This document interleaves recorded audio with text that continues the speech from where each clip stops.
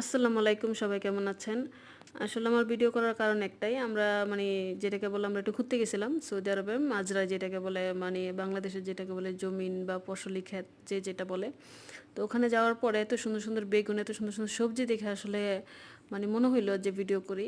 আর দেখেন চারদিক দিয়ে পাহাড় আর পাহাড়, পাহাড় আর পাহাড়, আর পাহাড়ের মাঝেও এত সুন্দর সুন্দর সবজি, যেমন ওই পাশে আছে কচু, কচুর লতি যেটাকে বলে, অনেক মোটা মোটা কচুর লতি, খুবই ভালো লাগে দেখলে, ঠিক আছে। আর আমার বাচ্চারা গেছে, আমার বাচ্চারা তো যে যেভাবে ওরা কি বলবো, ওরা অস্থির হয়ে গেছে, এই যে কচু খেতে ঢুকে বসে আছে, ঠিক আছে। ওরা আসলে বুঝতেছিল না যে ওরা কচু খেতে ঢুকবে না, তার আগে বেগুন খেতে ঢুকছিল, কতগুলো বেগুন ছিঁড়ছে, আমার মেয়ের হাতে বেগুন আছে, তো এখন আবার কচু খেতে ঢুকছে। ওরা আসলে ব্যাপারটা এত এনজয় করতেছিল যে বলার বাহিরে, ঠিক আছে। আর ওদের কাছে খুবই ভালো লাগতেছিল, এনজয় করতেছিল। আর আলহামদুলিল্লাহ, যে আল্লাহর কাছে লাখো শুক্রিয়া যে আমাদের মরুভূমির মধ্যে এত সুন্দর সুন্দর সবজি বা ফসল হয় আর কি, এই আর কি।